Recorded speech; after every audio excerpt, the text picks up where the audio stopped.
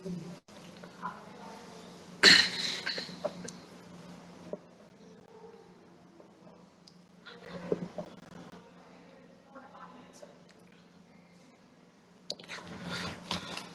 आवाज आ रही है? प्लीज एक बार कंफर्म कर दीजिए। गुड इवनिंग सर, आ रही सर Yes, आवाज। sir, it is yes sir. audible, sir. Your voice is clear.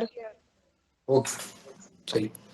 तो आज के इस सत्र में, वर्कशॉप में जितने भी लोग आए हैं, आप सभी का बहुत स्वागत करता हूं। 3 डेज रिसर्च प्रपोजल वर्कशॉप का आज समापन है, तीसरा दिन है। और आज स्पीकर के नाते हमारे साथ अर्चना दीक्षित मैम इग्नू नई दिल्ली से जुड़ेंगी। और क्योंकि ये वर्कशॉप है, बेसिकली रिसर्च वर्कशॉप का जो मेन पर्पस होता है वो यही होता है कि हम सभी सीख पाएं, जो रिसर्च से जुड़ी बातें हैं, इम्पोर्टेंट एस्पेक्ट्स हैं, फैक्ट्स हैं, और रिसर्च हम कैसे करना चाहिए, टॉपिक कैसे चूज करना चाहिए, और जो पूरी शोध की जर्नी है, जो पूरी शोध की यात्रा है, उसको हमें तय करनी है। तो उसमें जो भी मतलब इम्पोर्टेंट बातें हैं वो सभी हमें पता लग जाए, ऐसे में ये वर्कशॉप हम सभी के लिए बहुत सहायक सिद्ध हो, और इसीलिए ये वर्कशॉप कराया जा रहा है। कल हमारे साथ प्रियंका मैम डीयू से जुड़ी थी, और आज अर्चना मैम कनेक्ट हो चुकी हैं हमारे साथ। बहुत ही अच्छी रिसर्च स्कॉलर हैं, सीनियर रिसर्च स्कॉलर है इग्नू में। हिंदी से आप पीएचडी कर रहे हो, सबमिशन करने की कगार पे हो, आपने कई सारे रिसर्च पेपर भी पब्लिश कराए हैं, लिखे हैं। तो बहुत स्वागत है ma'am. Archana ma'am, are you there in the session? Archana ma'am, क्या आप आ गए सेशन में? Archana ma'am, are you, I think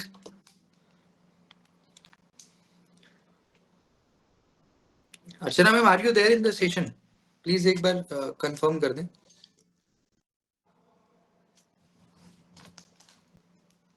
just wait for a second.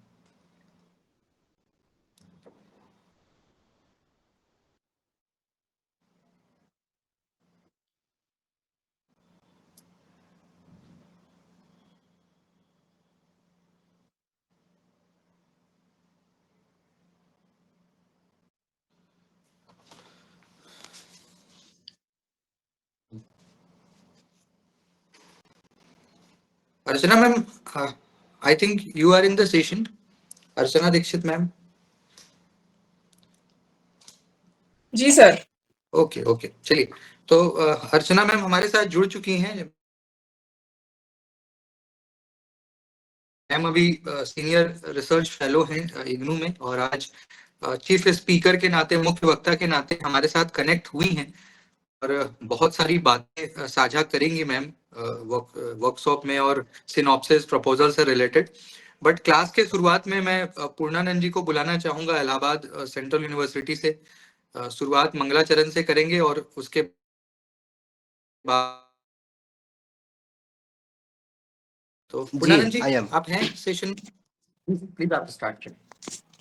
Hari ओम, हरि ओम। ओम अखंड मंडलाकारं व्याप्तं येन चराचरं तत्पदं दर्शितं येन तस्मै श्री गुरवे नमः। गुरुर्ब्रह्मा गुरुर्विष्णु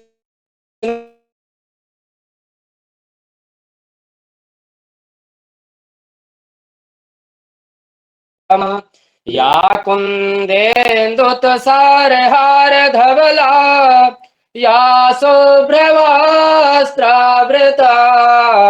या वीणावरदण्डमण्डितकरा या श्वेतपद्मासना या ब्रह्माच्युतशङ्करा प्रभृतिभिर्देवैः सदा वन्दिताम् सा मा पादु सरस्वती भगवती निशेषजाड्यापः। रामो राजमणि सदा विजयते रामं रमेशं भजे। रामेणाविहतर्निशाचर चमु रामाय तस्मै नमः। देवी प्रपन्नार्तिहरे प्रसीद प्रसीद माता जगतोऽखिल विश्वेश्वर पाहि विश्वं त्वमेश्वरीं देवी चराचरस्य यासि स्वयं सृगतीनां भवने स्वलक्ष्मी पापात्मनां कृतधियां हृदये सुबुद्धि श्रद्धा सतां कुलजन प्रभवस्य लज्जा तां त्वां नता स्म परिपालय देवी विश्वम्। जय जय राधारमण जय जय नवल किशोर जय गोपी चित चोर प्रभु जय जय माखन चोर सीतानाथ समारंभाम् रामानंदार्य मध्यमाम् अस्मदाचार्य पर्यन्ताम् वंदे गुरुं परंपराम्। नमो नमः। बहुत धन्यवाद पूर्णानंद जी, आपने इस सत्र को और भी विशेष बनाया है मंगलाचरण करके। बहुत धन्यवाद आपका। अब हम अपने सेशन को स्टार्ट करते हैं। अर्चना मैम, ओवर टू यू, आप स्टार्ट कर सकते हो। शुभ संध्या सभी को। नमस्कार सभी रिसर्च स्कॉलर्स या जो भी उपस्थित हैं, सभी विद्वजनों को सर को प्रणाम। तो मेरा छोटा सा परिचय है जो सर ने आपको पहले ही दे दिया होगा, और पिछले कई दिनों से आप लोग रिसर्च की और सिनॉप्सिस कैसे बनाए, रिसर्च टॉपिक को लेकर कई तरह की बातें आप लोग ऑलरेडी पढ़ रहे हैं, सुन रहे हैं, जान रहे हैं।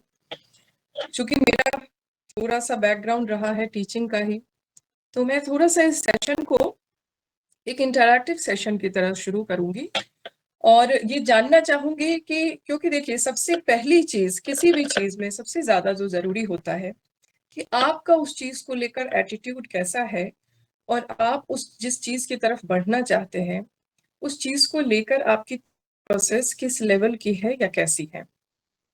तो जब भी हम रिसर्च की बात करते हैं या सिनॉप्सिस की बात करते हैं, मसलन अगर हमने कोई एग्जाम क्रॉस किया, हमने यूजीसी नेट जेआरएफ निकाला, उसके बाद इंस्टीट्यूशन से जब हमें ये शब्द सुनने को मिलता है कि इस तारीख को आपका इंटरव्यू है and you will have to present there with a synopsis, ये वर्ड सुनते ही बहुत सारे ऐसे बच्चे हैं, क्योंकि हमारा अकादमिक जो पूरा ये अकादमिक कह सकते हैं क्षेत्र है, मास्टर्स तक के बच्चे, और जो अब एनईपी के बाद तो उसमें काफी बदलाव आए हैं क्योंकि उसमें रिसर्च की चीजों को मास्टर्स में ऐड किया गया है। अदरवाइज जिन बच्चों ने एमफिल नहीं किया है या सीधे मास्टर्स से आए हैं, उनके लिए ये शब्द बहुत डरावना साबित होता है। मेरे पास कई कॉल अक्सर आते रहते हैं जिसमें उनका सबसे पहला होता है सिनॉप्सिस क्या, कैसे, मतलब ये शब्द ही उनको बहुत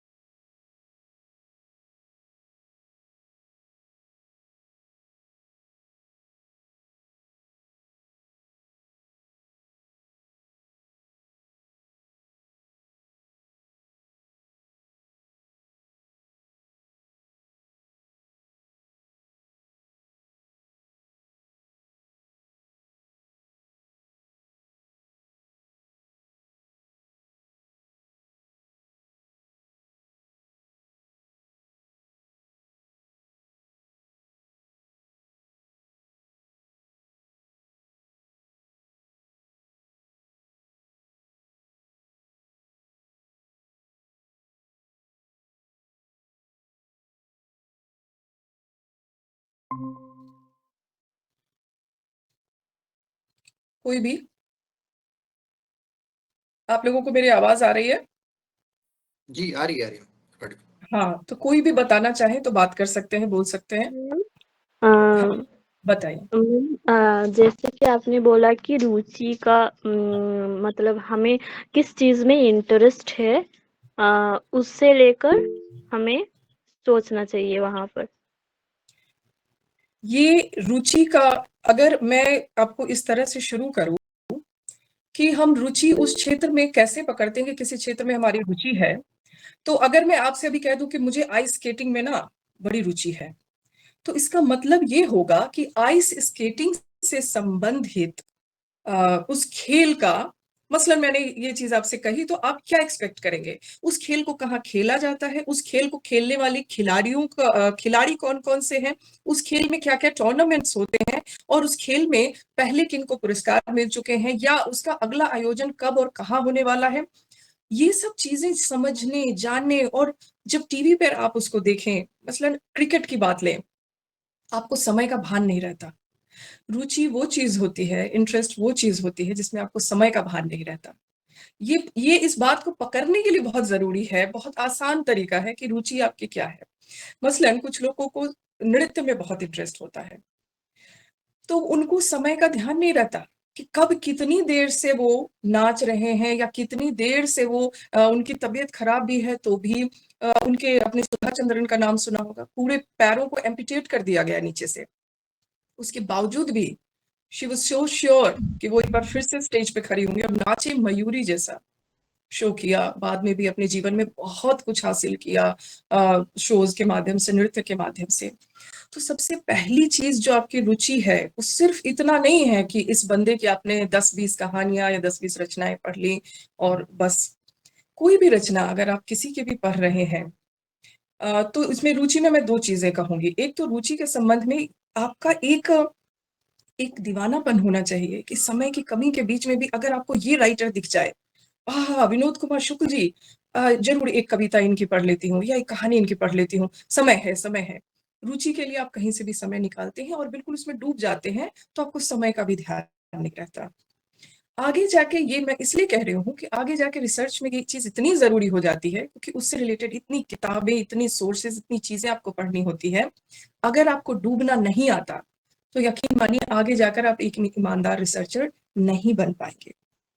तो इंटरेस्ट जो है वो अपनी पहला स्टेप ही है, वो ही इतनी गहरी चीज है। दूसरी चीज मैं ये कहूंगी इंटरेस्ट को लेकर कि अपना एक्सपोजर भी बढ़ाइए। मसलन ज्यादातर लोग जो मुझे कॉल करते हैं वो मास्टर्स पार किया और मास्टर्स के दौरान उन्होंने प्रेमचंद को पढ़ा है, या निराला को पढ़ा, या महादेवी जी को पढ़ा, और ये सब क्लासिक लिटरेचर और क्लासिक जो राइटर्स कहे जा सकते हैं ये हैं। अब वो कहते हैं कि हमें तो इसमें से ही एक कोई राइटर हमने पढ़ा है और हम इन्हीं को जानते हैं, और मैम इन्हीं में से कोई टॉपिक हमें बता दीजिए। मैं आज भी आपको कह सकती हूँ कि प्रेमचंद पे काम हो रहा है, तो काम संभव है। पीछे से पीछे का राइटर भी आप लेंगे, जितना पुराना, अगर हिंदी कथा साहित्य में हम प्रेमचंद से शुरू करते हैं एक परंपरा को, अगर आप देखते हैं जैसे ही संस्कृत की परंपरा खत्म होती है तो वहां से भी, ये हर सब्जेक्ट के लिए जरूरी है, लेकिन थोड़ा सा मैं इसलिए हिंदी के कोर लिटरेचर से हूँ, इसलिए मैं उसको थोड़ा सा एग्जाम्पल के तौर पर लेके समझाने के आसानी से। प्रेमचंद पे भी काम हो रहे हैं, अगर निराला की बात करूँ तो उन पे भी काम हो रहे हैं, महादेवी वर्मा, महाश्वेता देवी, सब पे काम हो रहे हैं। तो उसमें भी दो बातें हैं। अगर आप कहते हैं कि मुझे प्रेमचंद पसंद है और मुझे प्रेमचंद पर ही काम करना है, then you will have to go through all the literature reviews कि आप पीछे क्या क्या काम हो चुके हैं। और दूसरी सबसे जरूरी चीज, अगर आप किसी इस तरह के राइटर पे काम करते हैं तो कि आपको उसको रेलेवेंट बनाना आना चाहिए, समकालीन समय से उसको जोड़ना आना चाहिए। मसलन स्त्री विमर्श पे बहुत काम हुए हैं, फेमिनिस्ट अप्रोच, बहुत सारे फेमिनिस्ट अप्रोच हैं जो पाश्चात्य काव्यशास्त्र में भी आप राहुल सर से पढ़ते होंगे। तो ऐसा तो नहीं है कि आप पहले होंगे इस काम को करने वाले, लेकिन आज जो रिसर्च का समय है, आज जिस तरह के रिसर्च को प्रोत्साहन मिल रहा है सारे ही सब्जेक्ट्स में, मैं कहूंगी वो एक सब्जेक्ट का दूसरे सब्जेक्ट के साथ मर्ज होना, एक सब्जेक्ट का जो टॉपिक आप ले रहे हैं उसको रेलेवेंट होना उसका समकालीन समय के साथ, ये बेहद जरूरी है। कई बार हम अपने इंटरेस्ट के नाम पर कई बार बहुत इर्रेलेवेंट चीज़ें या जो चीज़ें हो चुकी हैं, उन्हीं चीज़ों का प्रिपरेशन की जो हम तैयारी शुरू कर देते हैं और आगे जाके हमें पता चलता है कि हम कोई बहुत प्रोमिनेंट चीज़ नहीं खोज पाएँगे। तो अगर 2 चीज़ें हैं रुचि के बाद मैं आपको ये बात बताऊँ कि रुचि तो एक तो अपना एक्सपोज़र बढ़ाइए। एक्सपोज़र बढ़ाने से ये होगा कि आपको ये मजबूरी नहीं रहेगी कि जिन क्लासिक राइटर्स या जिन लिटरेचर्स के काम हो चुका है, उसी पे काम करने की आपकी मजबूरी है। आपको उसी में से कुछ चुनना पड़ेगा, मत क्योंकि मैं तो इतने को ही जानती हूँ, मैं तो 4 नाम ही जानती हूँ। अगर वो नाम जानते भी हैं तो भी मैंने एक सिचुएशन पहले ये बताई that you have to go through that vast literature review. आपको पीछे जाके उसके जितने भी काम हो चुके हैं और किस-किस तरह के काम हो चुके हैं। And a very important point, जब भी आप शोध गंगा और शोध गंगोत्री से परिचित हैं, जब भी आप शोध गंगा पर कोई भी रिसर्च का निकालेंगे कि भाई किस पे किसके काम हो चुका है, मसलन आपने प्रेमचंद टाइप किया और इतने सारे उस पे रिसर्च उनसे जुड़े हुए डले होंगे, लेकिन रिसर्च में भी एक पार्ट होता है जहां हमें उसकी सीमाएं बतानी होती हैं।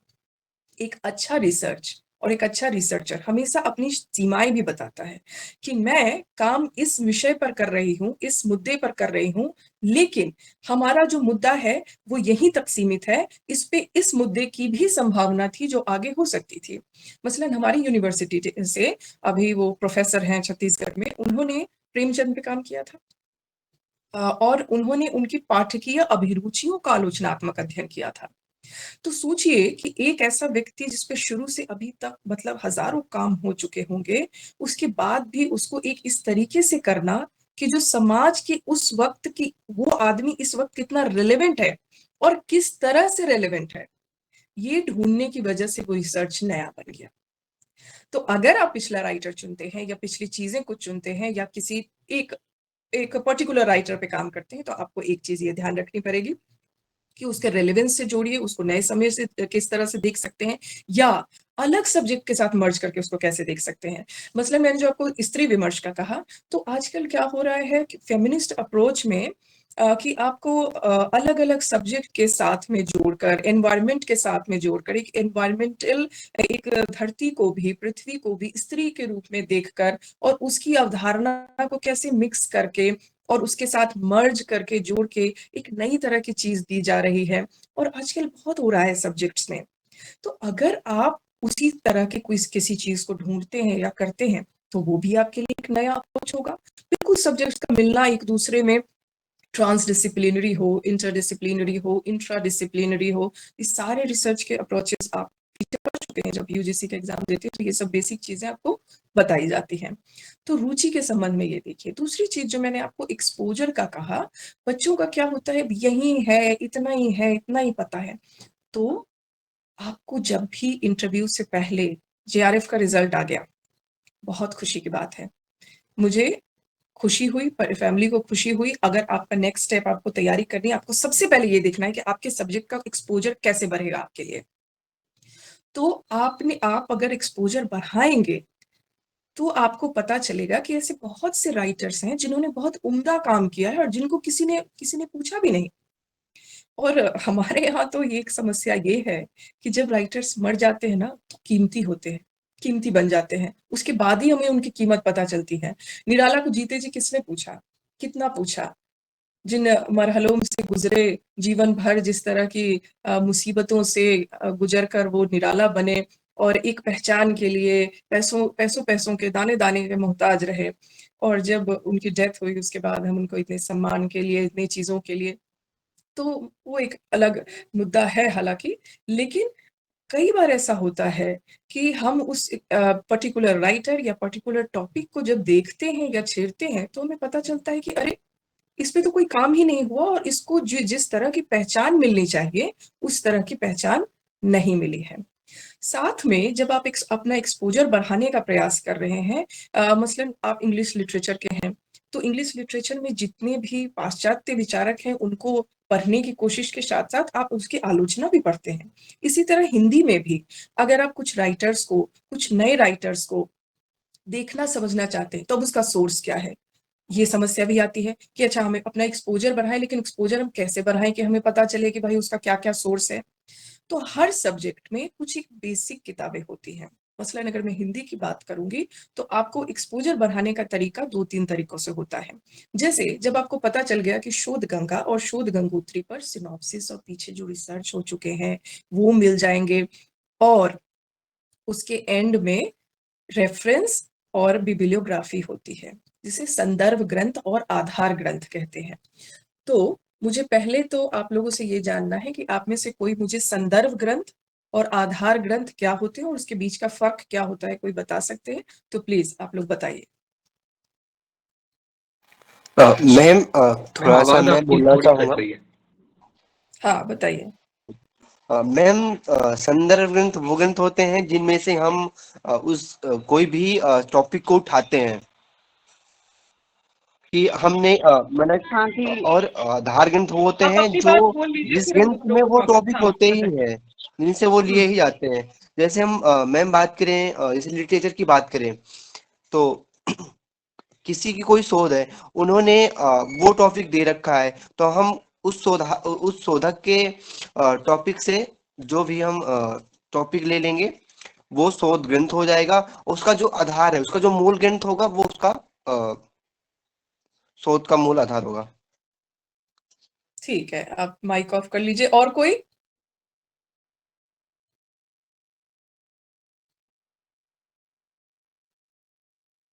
बोलिए बोलिए। मैं यहाँ जज करने के लिए नहीं बैठी हूँ, तो इसलिए आप लोग खुल के बोल सकते हैं, बता सकते हैं। इसी चीज से हम सीखेंगे। बोलिए, किसी और को कुछ कहना है? घबराइए नहीं, आज अगर घबराएंगे अभी तो आपको आगे प्रोफेसर तक का सफर तय करना है। सही गलत जहाँ। हाँ बताइए। Ma'am, bibliography is the credit of the sources which we have used in our research. Okay. Madam मेरा That मत ये means है what we use like any link or any works of any particular author which is relevant in our research, and where we borrow some quotes or anything, that we give the credit in the bibliography. Okay, next कोई? Madam मैं ये हाँ। कहना चाहूंगी, जिस कार्य को हम स्वयं से करते हैं उस कार्य को हम जल्दी सीखते हैं। मतलब जैसे अभी आपने बताया हमको कि रुचि, तो रुचि भी हमें तभी आती है जिस कार्य में हमें इंटरेस्ट हो या उसको करने में हमको अच्छा लगे, मजा आए। तो वैसे ही हम सीखने के लिए ये कह सकते हैं कि जिस कार्य को हम स्वयं से बार बार करें तो हम उस चीज को जल्दी सीख सकते हैं, ऐसा मेरा मत है। हाँ, but how it's relevant to. Okay okay, ठीक है। और कोई कुछ कहना चाहेंगे? देखिए, सही है, संदर्भ ग्रंथ और आधार ग्रंथ बहुत सिंपल सी चीज है। जैसे कि आधार, आधार का मतलब होता है बेस। आप जब भी कोई टॉपिक लेते हैं, मसलन अगर निराला की बात करूं, अगर आपने कहा कि मैं निराला पे काम करूंगी, तो निराला के संबंध में आधार ग्रंथ क्या हो जाएंगे, जो बेस तैयार करेगा हमारे रिसर्च का? वो ये कि अगर हमने निराला का कोई टॉपिक लिया है तो निराला ने क्या क्या लिखा है, क्या क्या कहा है। वो चाहे आलोचना पे हमने लिया तो आलोचनात्मक से चीजों को लेकर, कविता पे लिया, कहानी पे लिया, उनके मूल ग्रंथ जो उनके द्वारा लिखे गए हैं, जो हमारा बेस तैयार करेंगे हमारे सब्जेक्ट का, हमारे रिसर्च का, दैट इज आधार ग्रंथ। शब्द में ही है, दैट इज आधार ग्रंथ। आप उनके सभी ग्रंथों का अध्ययन करेंगे और उनको उसको समझने का प्रयास करेंगे। ठीक है, वो आधार ग्रंथ है, उसका आपको अध्ययन करना है। जो संदर्भ ग्रंथ होते हैं, जब भी हम रिसर्च करते हैं तो सिर्फ हम किसी लेखक के जो चीजें हैं, जो आधार ग्रंथ से संबंधित चीजें हैं, उसको पढ़ने के बाद सिर्फ उसी को वहां नहीं रखते हैं, हम अपना मंतव्य रखते हैं। क्योंकि डेफिनेटली जो रिसर्च है वो प्रेजेंट करता है एक रिफ्लेक्टिव थिंकिंग को, अदरवाइज उसका मतलब क्या रहेगा? ये तो 10th तक के बच्चों का काम हो जाएगा ना, कि हमने ठीक है आधार ग्रंथ पढ़ लिया और यहाँ से इसको लिख दिया जो इन्होंने पॉइंट्स, जैसे हमें स्कूल में होमवर्क मिलता था, मसलन आप ये कविता लिखी हुई है, कहानी लिखी हुई है, इसमें से 5 पंक्तियां लिख कर ले आइएगा, 5 पॉइंट्स निकाल कर ले आइएगा। लेकिन जब हम बात करते हैं हम रिसर्च की, तो हम रिफ्लेक्टिव थिंकिंग भी हमको वहां पे दिखानी है। तो रिफ्लेक्टिव थिंकिंग दिखाने के लिए हम इस वजह से कि हम अनाप शनाप ना हो जाएं, हम किसी गलत वे में ना चले जाएं, हम कोई गलत राह ना पकड़ लें, हमें अपनी कही गई हर बात को पुष्ट करना होता है। पुष्ट करना होता है मतलब उसके साथ एक प्रूफ देना होता है, एक उसका रेफरेंस देना होता है, एक अपनी बात को एक ये कह सकते हैं कि एक मजबूती प्रदान करनी होती है, चाहे वो हम उस लेखक की बातों से लें या फिर उससे जुड़े हुए और लोग जिन्होंने उसको बहुत करीब से जाना है। अगर हम निराला की बात जैसे कह रहे हैं तो निराला की साहित्य साधना, क्योंकि उनके साथ बहुत समय तक जो लेखक रहे, जैसे उन्होंने ये भी लिखा है कि उस समय पर जितने लोग उनके साथ रहे, जहां जहां पे उन्होंने पढ़ाया, जैसा जीवन जिया, उनसे जुड़े हुए जो उनके दोस्त थे जैसे बनारसी दास चतुर्वेदी हैं, या साहित्य साधना, निराला के साहित्य साधना लिखने वाले जो राइटर्स हैं, तो वो लोग उनको किस तरह से देखते थे या जानते थे, या उस पे किए हुए काम में किताबें कौन कौन सी थी जो उसमें उनकी बातों को, उनकी चीजों को पुष्ट कर सकती हैं। हम उस चीज को पुष्ट करने के लिए, प्रूफ करने के लिए, उसको एक मजबूती देने के लिए, जैसे जब हम मंदिर बनाते हैं तो सबसे पहले बेस रखते हैं ना, जिसको कि नींव का पत्थर कहते हैं, वो हमारे आधार ग्रंथ है। लेकिन उसके ऊपर भी जब हम पत्थर सजाते जाते तो वो टूट जाएगा, हमें पता नहीं होगा कि कहाँ पे पत्थर रख दिया, और बस उसका एक स्ट्रक्चर होता है, खास स्ट्रक्चर पकड़ना चाहिए उसको। तो उसको सीमेंट का काम करता है कि भैया हमने ये बात कही है, लेकिन ये बात हमारी ब्लैबरिंग नहीं है, हमारे पास इसके तथ्य हैं, इसको हम पुष्ट कर सकते हैं कि यहाँ से ये चीज हमने ली है, यहाँ से ये शोध हुआ है। और ये इस तरह से इसलिए जरूरी है क्योंकि कई सारे आप पिछले हो चुके शोधों को ये देखेंगे कि आगे जाकर वो शोध भी हैं, वो गलत साबित हुए हैं, उसमें एक नया दृष्टिकोण जुड़ा है, या फिर वो पीछे के शोधों से कुछ अलग किस्म से देखे गए हैं, और इसलिए पीछे वाले शोध की भी प्रासंगिकता या वो चीज कम नहीं हो जाएगी।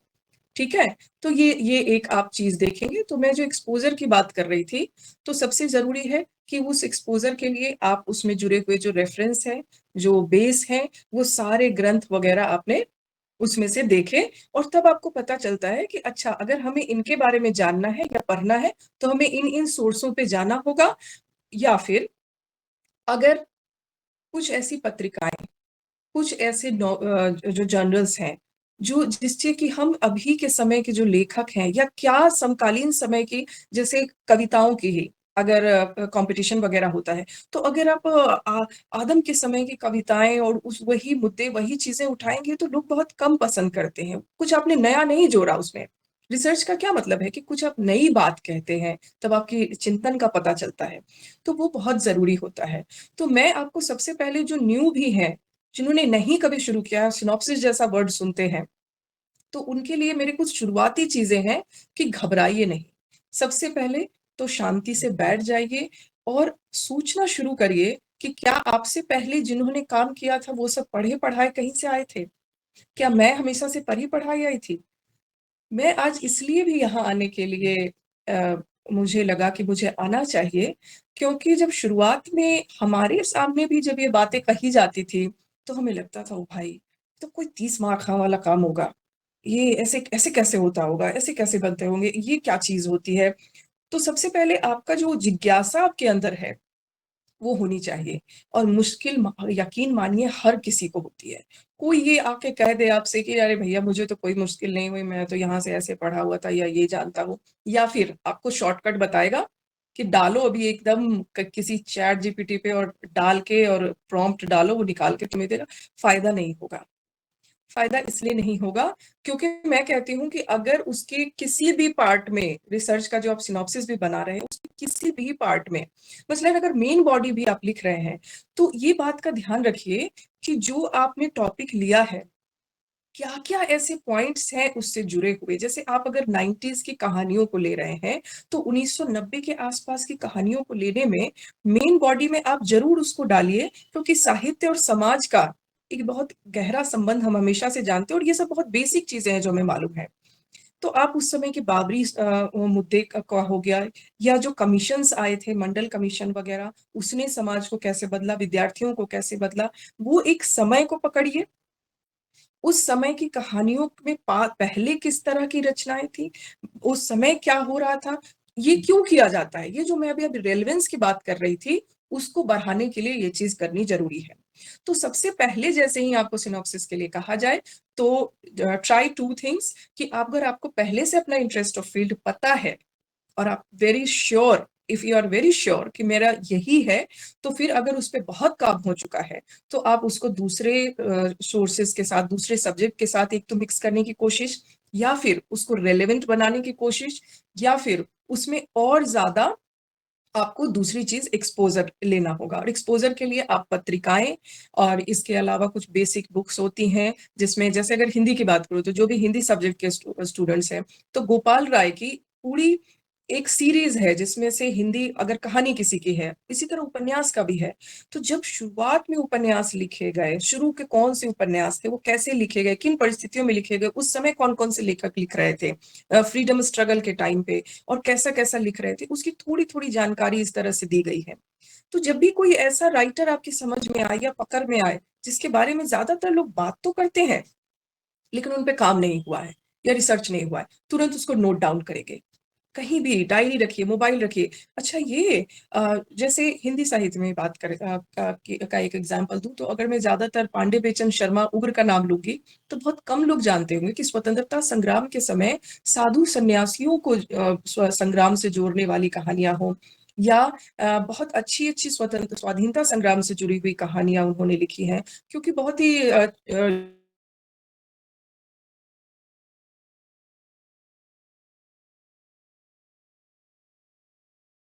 गया, या जिस तरह से उसको सामने आना चाहिए उस पे आप उसको नोट करके रखिए। अगर इस तरह की चीजें आप नोट करके रखेंगे और बाद में उसको अलग अलग सोर्सेज से, अलग अलग चीजों से आप जब ढूंढना शुरू करेंगे तो यकीन मानिए ढूंढने से भगवान भी मिल जाते हैं। ये कहते हैं कि ढूंढने से भगवान भी मिल जाते हैं। और अगर आप अनुसंधान की पेपर 1 के लिए आप लोग जब तैयारी कर रहे होंगे तो अनुसंधान की कुछ किताबें आपको पढ़ने को मिलती होगी। हाँ, Godan is written by Munshi Premchand. Yes, of course. Godan is written by Munshi Premchand and it's a classic literature. तो जब आप actually I got diverted. क्या बात कर रही थी मैं? अनुसंधान एकदम से पॉप हुआ ना, but I got little distracted. अनुसंधान से रिलेटेड। हाँ, अनुसंधान से रिलेटेड जब आप पेपर 1 की भी तैयारी कर रहे होते हैं तो जो बुक्स आपको पढ़ने को होती है, मसलन सविता सिंह की है या इंग्लिश में भी कुछ रिसर्च की किताबें होती हैं, उन सबको भी जब आप पढ़ते हैं तो एक अभी तीसरी बात जो मैं आपसे कहूंगी वो बहुत लोगों को हो सकता है कि पसंद ना आए, लेकिन वो एक बहुत इंपॉर्टेंट चीज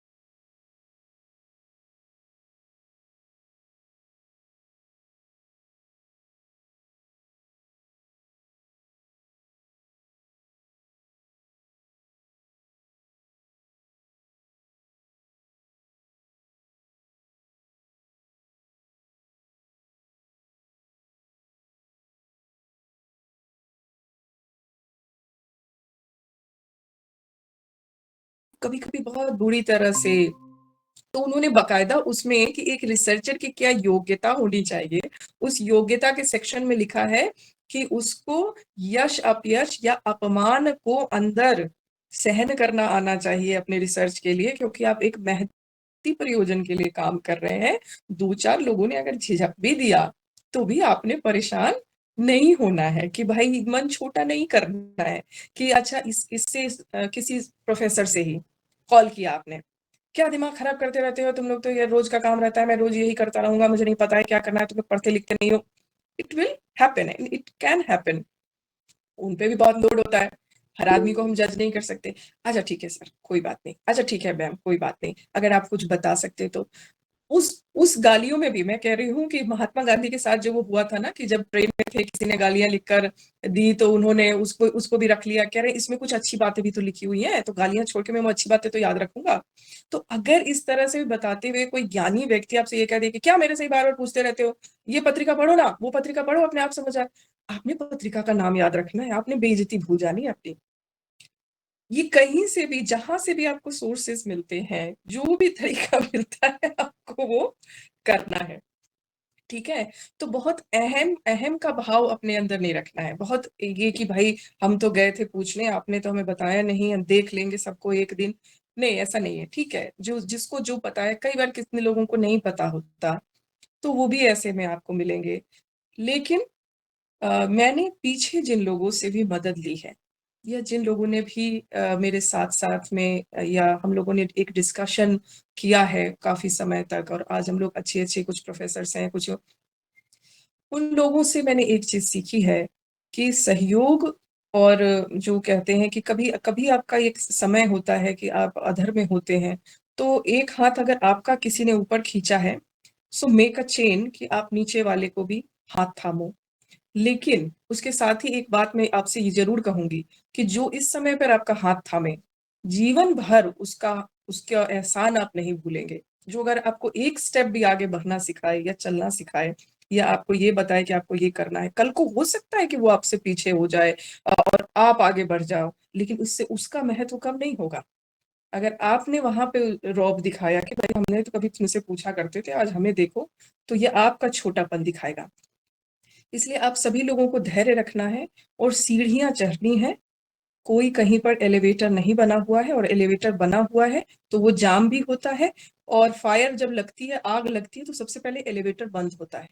एलिवेटर सबसे पहले बंद कर दिया जाता है एट द टाइम ऑफ, कहते हैं ना कि किसी तरह की कैलेमिटीज या फायर जब हो जाए, लग जाए कहीं, तो आप एलिवेटर यूज मत करिए, but stairs you can always use stairs.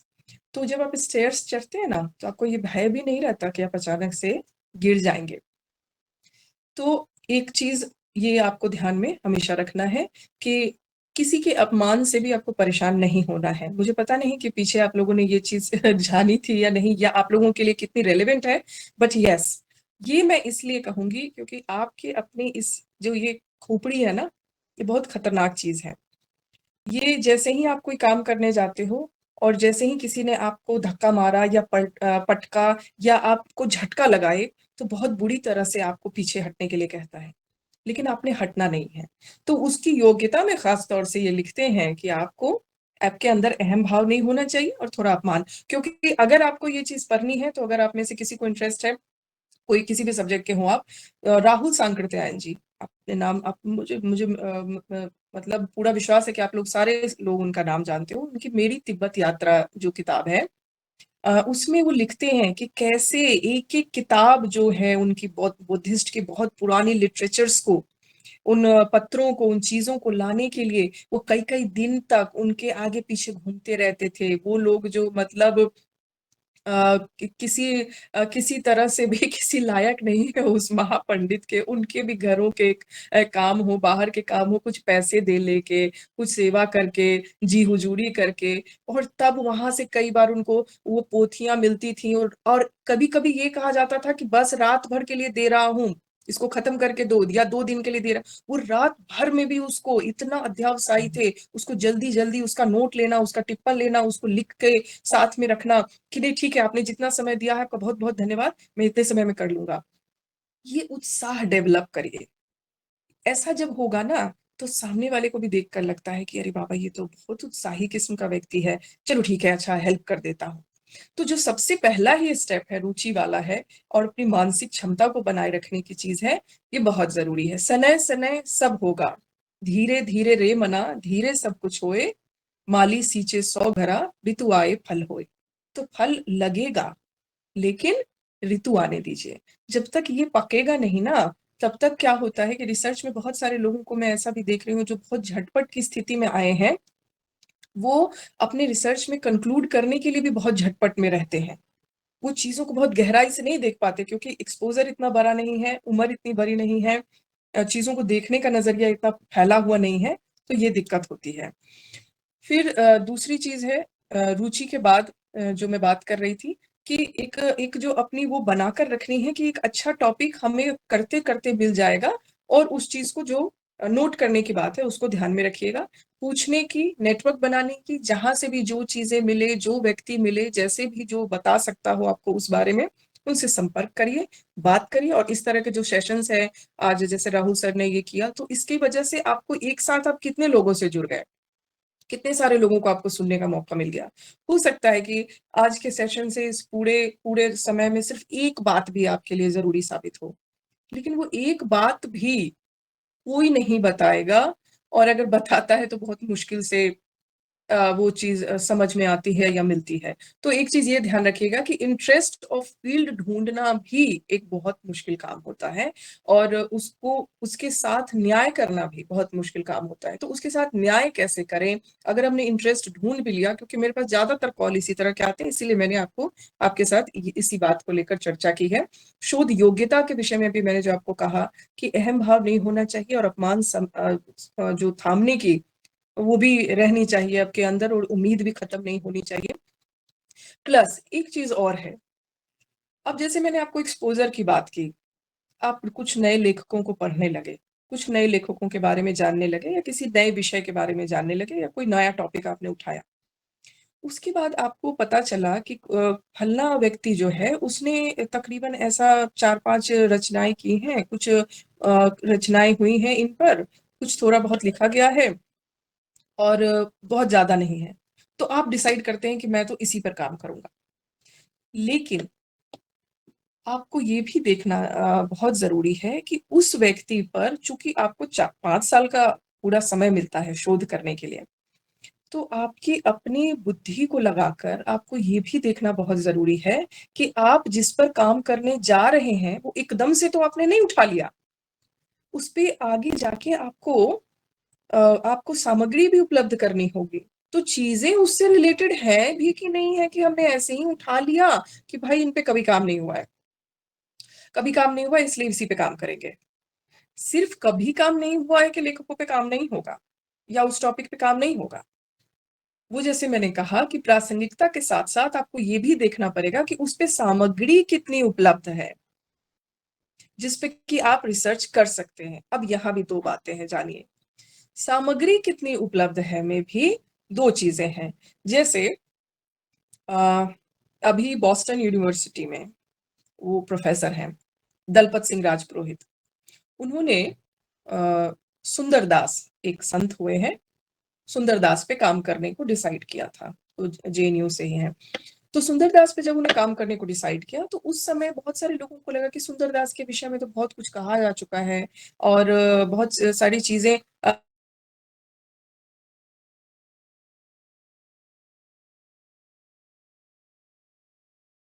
वो ऐसी थी कि भई अब इस पे कोई काम करेगा ना, तो उसको बड़ी मेहनत पड़ने वाली, उसको रीतिकाल का ये पढ़ना पड़ेगा, ये देखना पड़ेगा, ये करना पड़ेगा। लेकिन उन्होंने डॉक्टर पुरुषोत्तम अग्रवाल हैं, बहुत बड़ा नाम है, यूपीएससी की कमिटी में भी बैठते हैं, आप लोगों में से कई ने नाम सुना होगा, उनके अंडर किया। उन्होंने कहा कि अगर तुम काम करने से नहीं डरते हो, तो मैं तुमको काम कराऊँगा। सो आपको पता होता है कि आप अपनी एक लेवल जानते हो कि आप कितने पानी में हो, ठीक है? तो कई बार ऐसा होता है कि कोई बहुत मुश्किल चीज़ है जिसको आप एक्सट्रैक्ट करने जा रहे हो, जिसको आप ढूँढने जा रहे हो, उसके लिए आप कितने अध्यवसायी हो। ये आपको बहुत डेडिकेटेड और मेहनती और जो वो डिमांड करेगा रिसर्च उस समय, वो आपको फुलफ़िल करना होगा और इस चीज़ को आपको खुद ही डिसाइड करना होगा या देखना होगा। जैसे हम कहते हैं ना यूजीसी में भी जब तैयारी हम करते हैं तो हर किसी को ये हम कहते हैं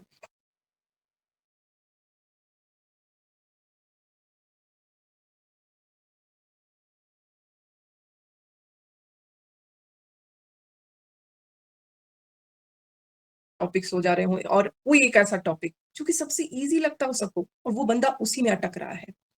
ये हर आदमी का अपना पता होता है कि मैं कहाँ बढ़िया हूँ और कहाँ मैं लैग कर रहा हूँ, ठीक है? तो इसीलिए उस आदमी को अगर आप कुछ हिस्से ऐसे हैं जिसमें जहाँ आप हाथ डाल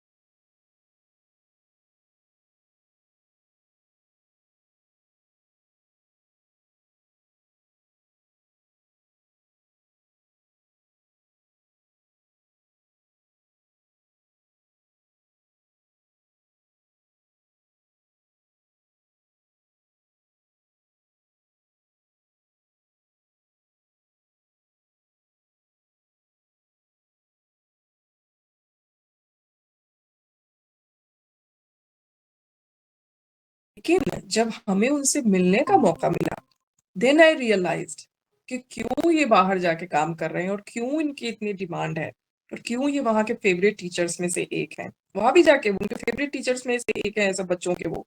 क्यों? क्योंकि वहां पे भी एकदम दूसरी परिस्थिति में, कल्चरल परिस्थितियों में पढ़ाना आसान नहीं था। लेकिन उसके बाद भी वो वहां पर जाकर उन्होंने जिस तरह से मेहनत की, तो इस मेहनत से मत भागिएगा।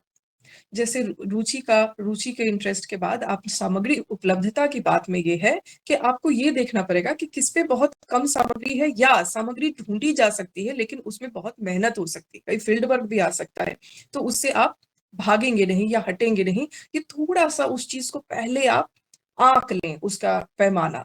नहीं तो कई बार क्या होता है कि जब आप रिसर्चर के सामने सिनॉप्सिस लेकर जाते हैं ना, तो वो कहते हैं अच्छा आपको इस पे काम करना है, आपको पता है ना कि इस पे क्या क्या काम हुआ है और किस तरह का काम इस पे हम एक्सपेक्ट करते हैं कि आपको किस किस तरह की नॉलेज होनी चाहिए। मसलन अगर आप किसी भी चीज का काव्य शास्त्र उठाते हैं, या उसका जो क्लासिक लिटरेचर या पहले के उसकी थियोरीज या जिससे जहां से इन्वॉल्व हुई है, जैसे संस्कृत काव्य शास्त्र हो या पाश्चात्य काव्य शास्त्र हो या भारतीय हो, सब पे बहुत डीपली आपको जाके उसकी हर एक चीज को, हर एक बारीकी को जानना पड़ेगा, तभी तो आप उस चीज को उठा लेंगे एकदम से। लेकिन अगर आपको उसकी जानकारी ही नहीं है और ना ही उसमें आप आगे बढ़ने की इच्छुक है और ना ही उतना समय दे सकते हैं, क्योंकि अगर आपके फ्यूचर प्लान्स आपने बना लिए कि मुझे ये चीजें करनी है और बस मैं एक टाइम पास के लिए कर रहा हूं, तो फिर आपको टॉपिक भी, क्योंकि मैंने कहा ना कि अगर कोई सच्ची बात करेगा तो केवल रुचि से आप ऊपर ऊपर चीजें डिसाइड नहीं करेगा, वो बहुत सारी चीजें देखेगा, वो डीप डाउन जाएगा और अपने हिसाब से उस टॉपिक को देखने के बाद आप सामग्री की उपलब्धता को भी एक बार बहुत अच्छे तरीके से देखेंगे, क्योंकि उसमें दो ही चीजें हो सकती हैं।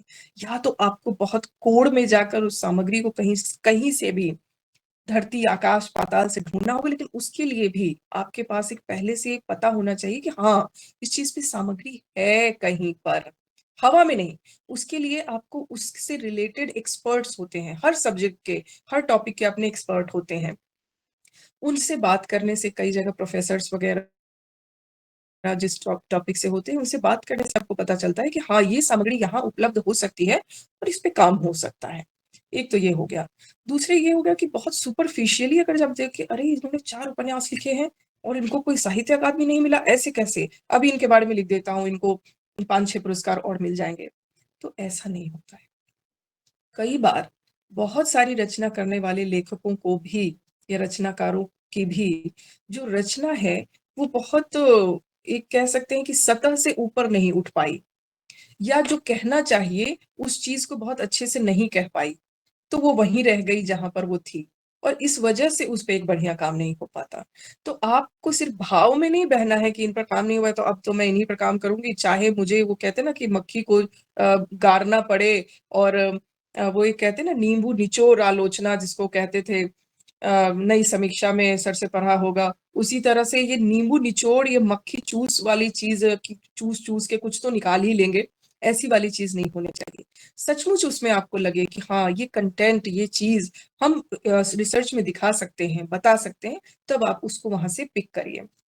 जब आप इतने प्रेम से उसको उठाएंगे ना, पिक करेंगे, तो आपको अपने आप चीजें मिलनी शुरू हो जाएंगी। ठीक है, तो रुचि के बारे में, इंटरेस्ट के बारे में आपको इस तरह से उसको ध्यान रखना है। इसी तरह जो मैंने बात की कि लिटरेचर रिव्यू इसी वजह से जरूरी होता है। सिनॉप्सिस में कुछ खास नहीं ऐसा है कि वो आपसे कहेंगे कि चलिए पूरी मेन बॉडी पढ़ के हमें सुनाइए, आप क्या क्या चीजें आपने लिखी हैं पूरा का पूरा सिनॉप्सिस पढ़िए, नहीं।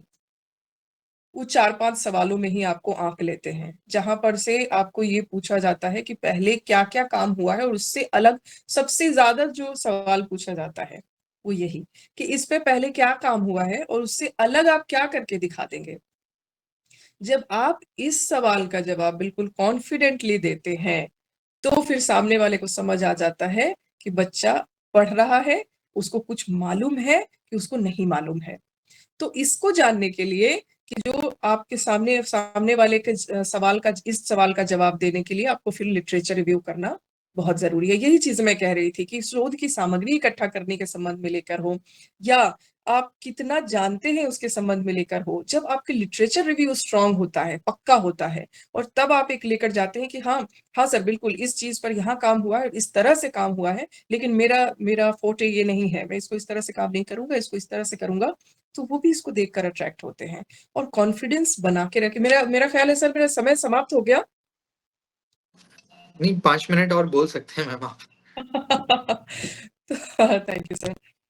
तो ज्यादा तो कुछ मुझे नहीं लगता है कि मैं आप लोगों को कुछ बता सकी या बता सकती हूँ, क्योंकि मैंने बहुत ये सोचा था कि मैं कोई बहुत बड़ी बड़ी चीजें आपको नहीं बताऊंगी, क्योंकि वो ऑलरेडी आप लोगों को काफी कुछ मालूम है या ढूंढ रहे हैं। लेकिन जो सबसे बेसिक चीजें ही होती हैं वो सबसे ज्यादा दुखी करने वाली होती हैं, और वहीं से बच्चा जब पिक नहीं कर पाता तो परेशान हो जाता है। तो आप लोगों को बिल्कुल इस चीज में परेशान नहीं होना है। और जहां से, जैसे मैंने कहा कि शुरुआत के लिए जब आप एक एक पकड़ना शुरू करते हैं सिरा, तो आप ऊपर चढ़ जाते हैं। तो ये सिरा पकड़िए पहले, किसी की बातों में नहीं। अगर, और कई बार ऐसा होता है कि 10 लोग बैठे हैं, किसी ने बोला अच्छा तुम एक काम करो ना, तुम इस पर काम कर लो, देखना वो सर है ना, वो इस पर काम बहुत अच्छा कराते, तुम्हारा करा देंगे। ठीक है, हाँ आप लोग सवाल पूछ लीजिए, उसके बाद मैं आप लोगों के लिए 2 पंक्तियां कहूंगी और उसके बाद हम सेशन एंड करेंगे। मैम क्या टॉपिक के लिए शोध गंगा और शोध गंगोत्री में हम देखें तो वो क्या कुछ काम देगा हमको, हमारे लिए हेल्पफुल कितना होगा? हाँ बहुत अच्छी बात। मैं कहूंगी ये खजाना है, ट्रेजर होता है ना, ट्रेजर जिसको हाँ खोलते मैम। हैं तो आपको खजाना, वो खजाना है बिल्कुल। क्योंकि एक बड़ी अच्छी सुविधा है जो पहले के रिसर्चर्स को नहीं थी, या हमारे गुरुओं को आप बात करें तो उनको नहीं थी ये सुविधा। पहले हर लाइब्रेरीज में जाके ये देखना पड़ता था कि क्या क्या काम हुआ है, क्या बहुत मुश्किल था लिटरेचर को ये जानना कि किस पे क्या काम हुआ है।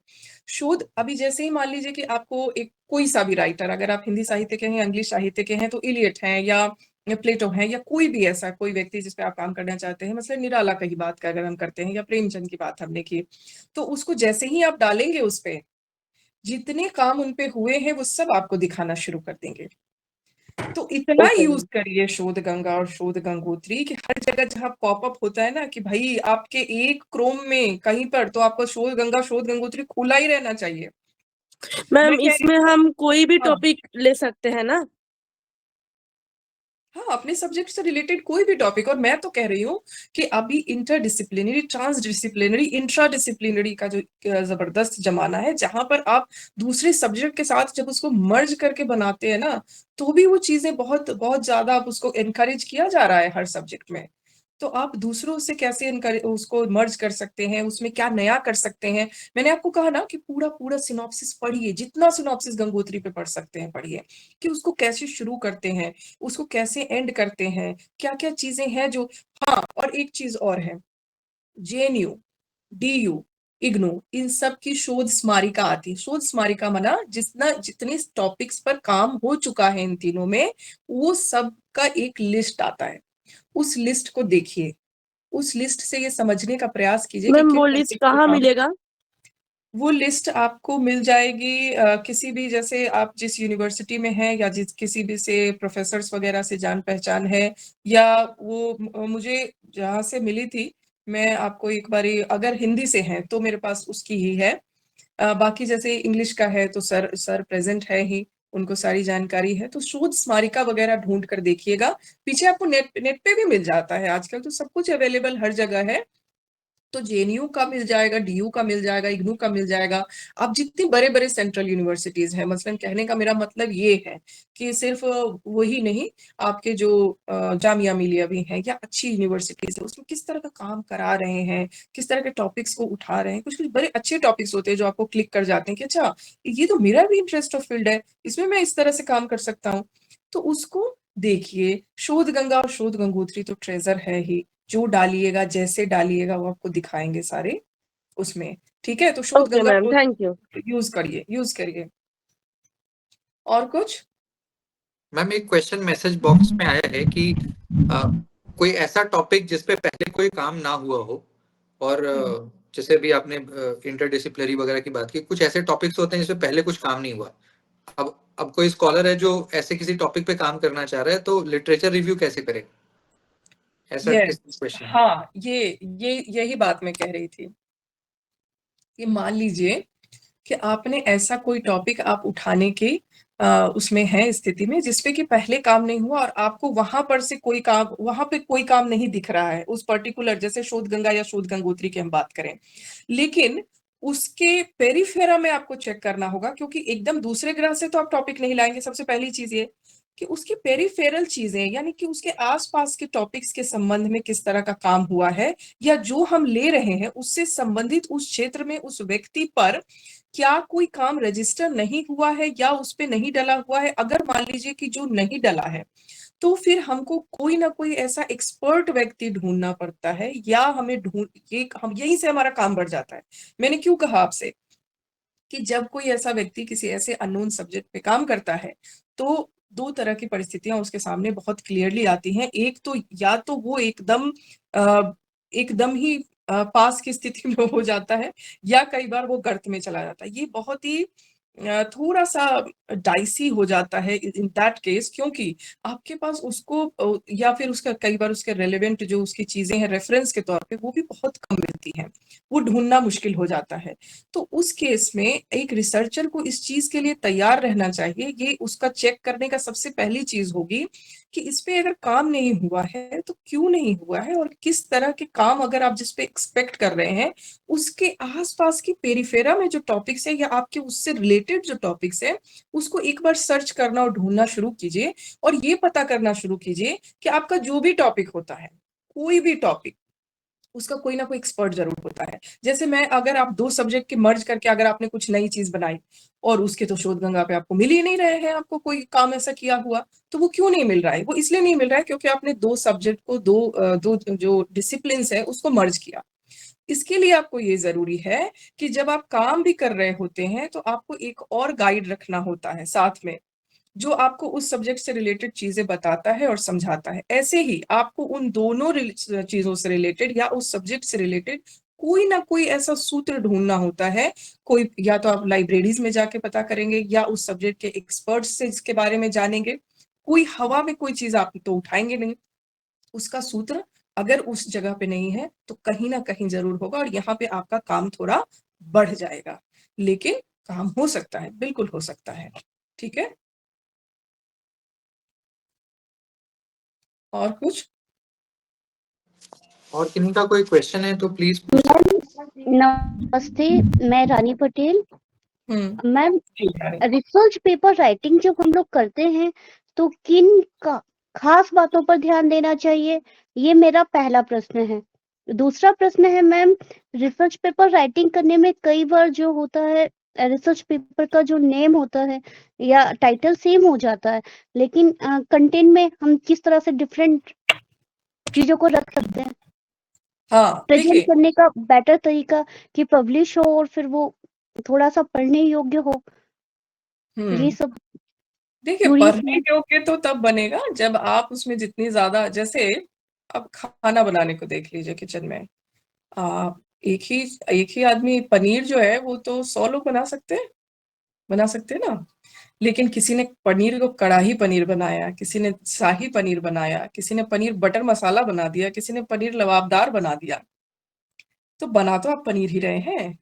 लेकिन उसके लुक्स फिर आप कुछ आपके सामने जब रखा जाएगा तो एक तो उसका लुक कैसा है, that that creates your title.